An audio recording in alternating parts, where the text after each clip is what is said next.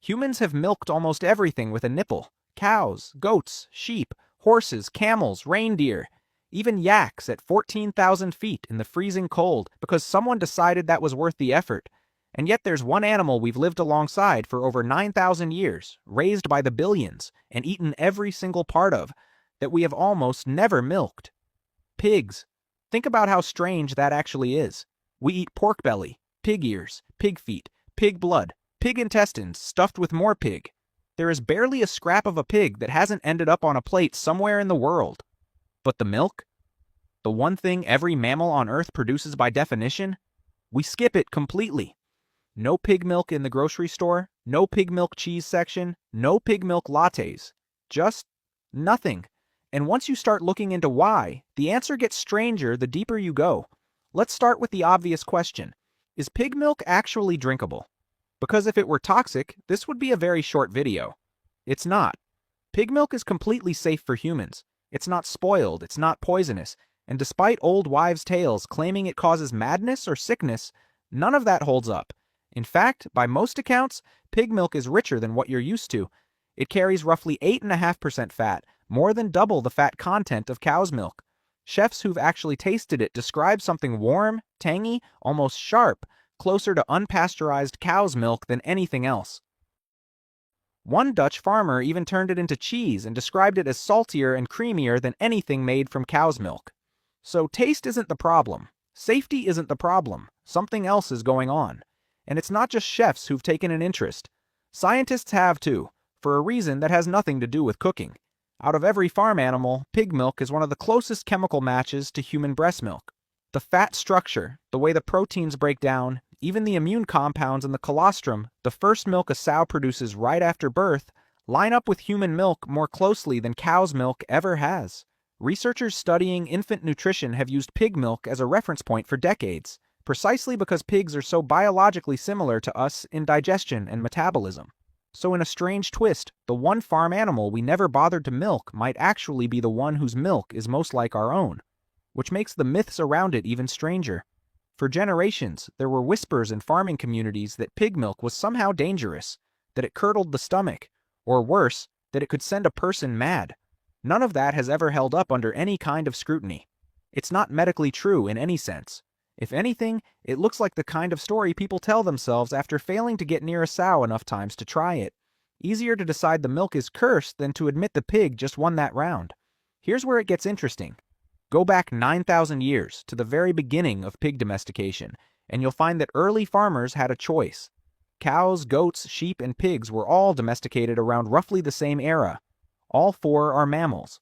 All four produce milk, but only 3 of them became dairy animals. Somewhere along that timeline, humanity looked at the pig and quietly decided not this one. And for 9,000 years, nobody seriously challenged that decision.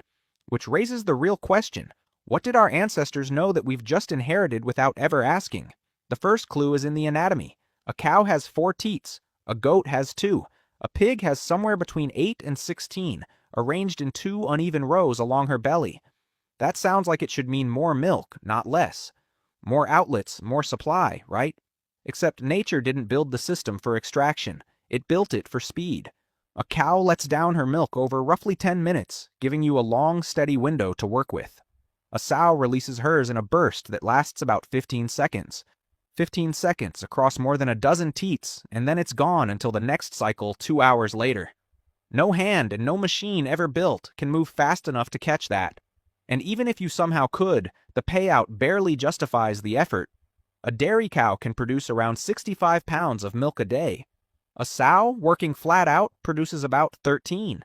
That's roughly 1/5 of the yield, from an animal that's far harder to reach in the first place.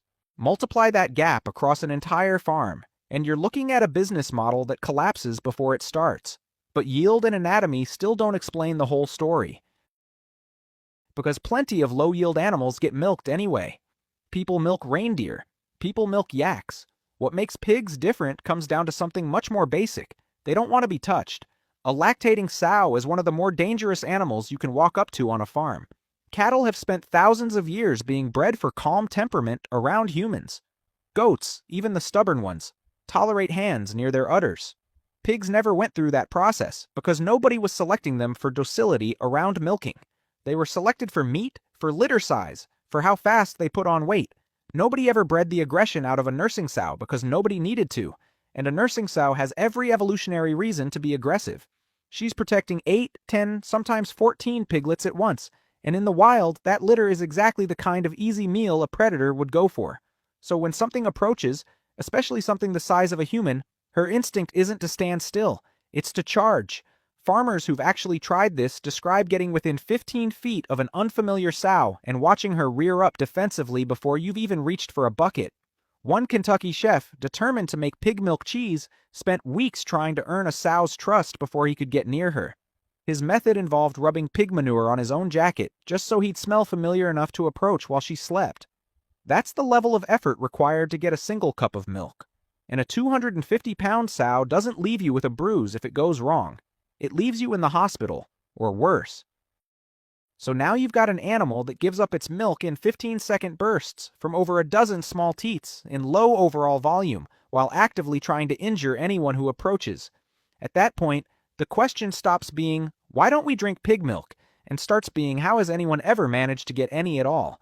And a few people have tried. There's a small operation in the Netherlands where farmers milk their pigs by hand every couple of hours, racing the 15-second window with coffee cups because no machine exists for the job. On a good round, 4 people working together might collect about 100 milliliters, less than half a cup split between them, for real effort and real risk. That's not a dairy industry. There's one more piece to this, and it might be the biggest one. A dairy cow can be milked while she's pregnant again, keeping the supply chain running almost continuously. A sow cannot. Once she's lactating, her body won't support another pregnancy until the piglets are weaned.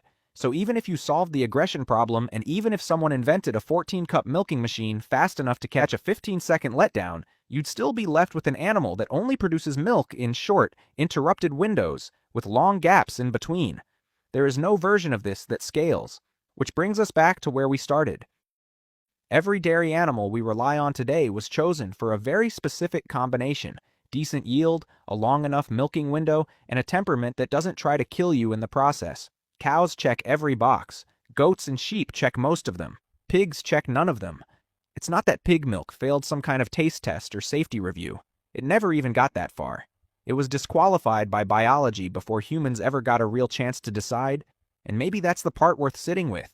We didn't reject pig milk because we tried it and didn't like it.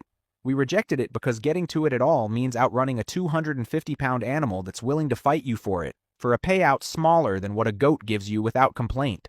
Somewhere out there, in a Dutch barn or a Kentucky kitchen, a handful of people are still racing that 15-second window anyway, cup in hand, because they want to know what 9,000 years of farmers already decided wasn't worth finding out. And maybe there's something a little humbling in that. We managed to put a man on the moon, sequence our own genome, and build machines that can milk 1,000 cows an hour without a single human hand touching an udder. But a farm animal we've lived beside for 9 millennia still has us beat, guarding a resource we can't take from her without her permission. For all our tools and all our history, the pig in this one narrow way never needed to adapt to us. We were the ones who had to walk away.